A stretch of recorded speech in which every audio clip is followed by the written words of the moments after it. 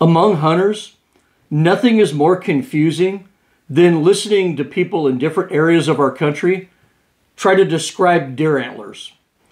I mean, take a look at this typical deer. In the western United States, this would be called a big 4x4. In the Midwest, this might be called a 4-pointer. In the eastern United States, this would be called a 10-point buck. If you were scoring Boone and Crockett with mass and eye guards figured in, this buck might go 200. At the core, describing deer antlers in this way is really for nothing but bragging rights, in my opinion. Antler size and score has nothing to do with the age of the deer or the quality of the hunt itself, which, in my opinion, is more important than a big set of antlers. Having said that, I'll delve into the pit of confusion and attempt to explain deer antler nomenclature.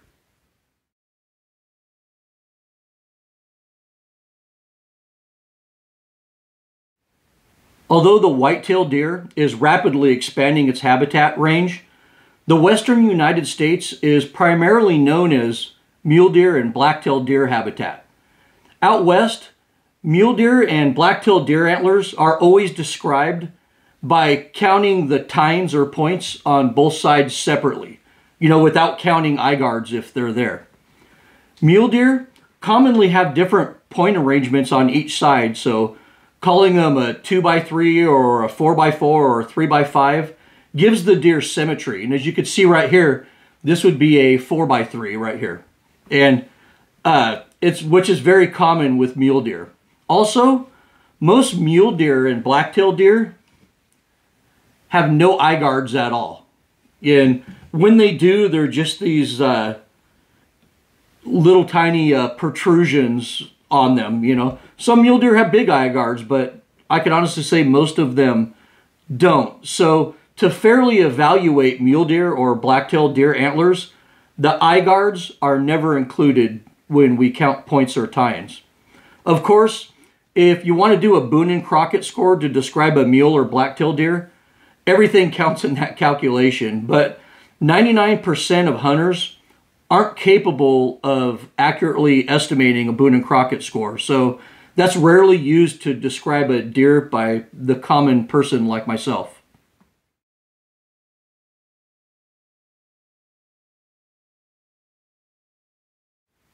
The eastern United States is white-tailed deer country.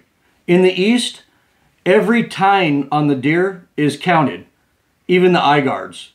Rather than calling a white-tailed deer 4x4, they call it an 8-pointer. So when describing a white-tailed deer, every legal point is counted in the total.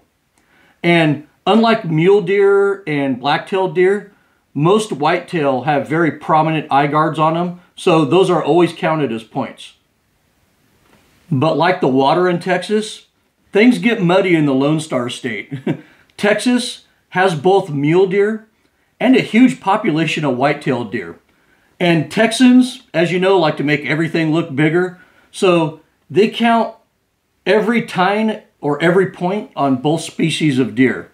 If a little 1/4-inch spur starts to branch off of an antler, a Texan will always count that as a point. So a mule deer, that would be considered a 4x4 out west, like this one right here, would be considered a 10-point buck in Texas because this mule deer does have prominent eye guards on it. So, it could get very confusing there.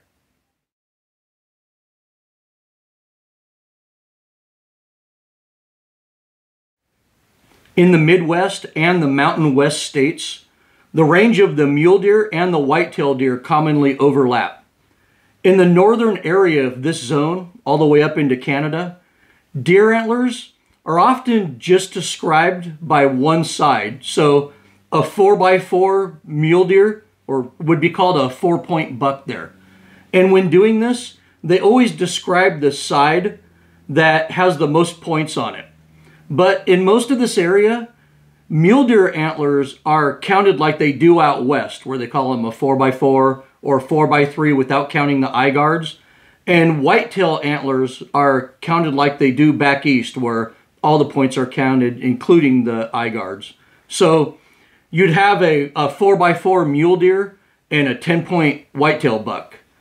In Arizona, the same rules apply, and the Coues deer are always described like we describe whitetails. You know, it can get very confusing sometimes for visitors, but the people who live in these states know that if somebody says they shot an 8-point buck down by the cornfield, that they mean a whitetail. And honestly, I use this same terminology, and I personally describe a mule deer or a white-tailed deer with separate nomenclature.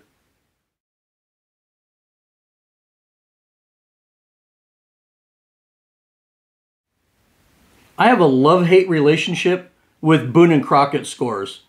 I love the scoring method because it gives me a good indication of how big a deer really is or is capable of being. But I hate B&C scores because everybody is almost always way off when they estimate this score. You know, I have a buddy who constantly claims almost every mule deer he sees is 200 or better. You know, even though most of those ones he claimed were 200 or better are probably closer to 140. You know, last year he claimed that he almost shot a 250 typical buck in an area with genetically tiny deer that are blacktail hybrids. So I personally know guys, though, who went through the scoring courses, and they're also typically off when it comes to scoring mule deer through binoculars. You know, hell, I'm usually off myself. And when we're off at estimating the Boone and Crockett score, we're usually inflating the score higher than it really is. And it's for this reason that when somebody tells me that I saw a 280 buck on the side of the road, I almost never take it seriously.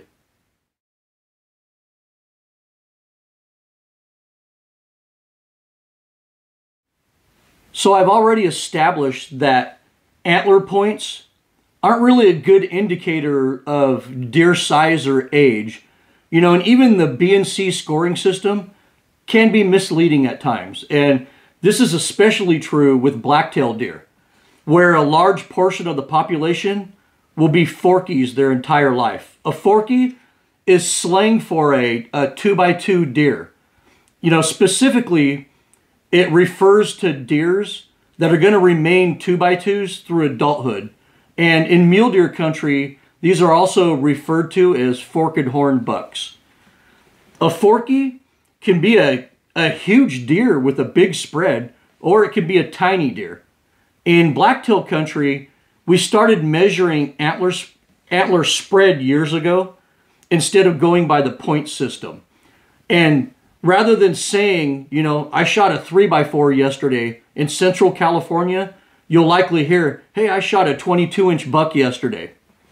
Antler spread is actually a really thing to estimate through binoculars based on the ears of the deer. And it's also a decent indicator of deer size. Just be mindful that most hunters, when they do measure antler spread, they measure from the outside spread of the antlers when they give you that number. So that's just commonly understood amongst us. But gradually, this way of explaining mule deer and black-tailed deer by antler spread size is really catching on, and I've even seen people as far east as Idaho and Colorado describe deer in this way now.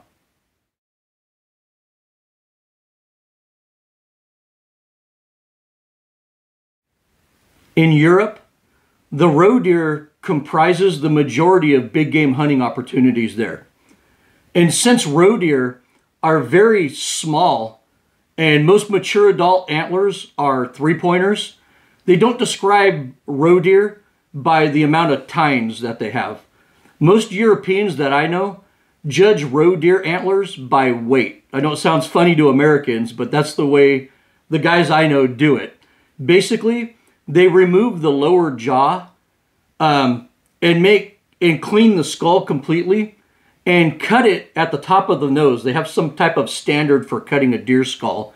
And then they subtract 90 grams from the total weight to get the antler weight on that animal. And Anything over 400 grams is considered a stud for a roe deer.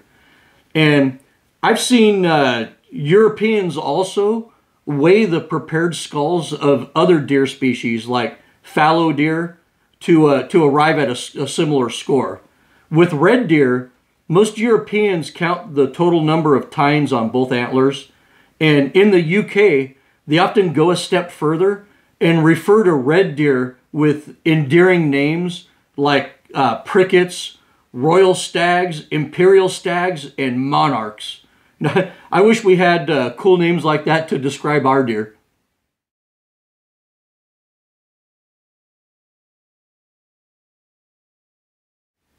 Texas A&M University did a study years ago where they had experts, expert hunters, biologists, visually judge the age of deer, and then they took those numbers and compared it to the actual age of the deer through, I believe, teeth aging, through teeth extraction. And by 4.5 years old, the experts that visually judged a deer age were wrong most of the time. You heard that right. Expert hunters in the field, expert biologists, when they tried to visually judge a deer that was 4.5 years or older, they were almost always wrong. My point is that deer antlers have very little to do with age or quality. And some of the most rewarding hunts that I've ever had involved deer that, nobody else would ever brag about. I've been left bloody, broke, exhausted, with a pissed off wife at home after chasing a 3x3 deer for a month. Bucks like that are the true trophies in my opinion. But I also acknowledge that as hunters, we need to communicate with each other in a way that explains deer so we understand how big a deer is that the other person's talking about. And, we're not hoisting deer up on certified scales out in the woods, so the most logical way to explain deer is through antler attributes. So I hope this video cleared up some confusion and help you speak the local language when it comes to deer.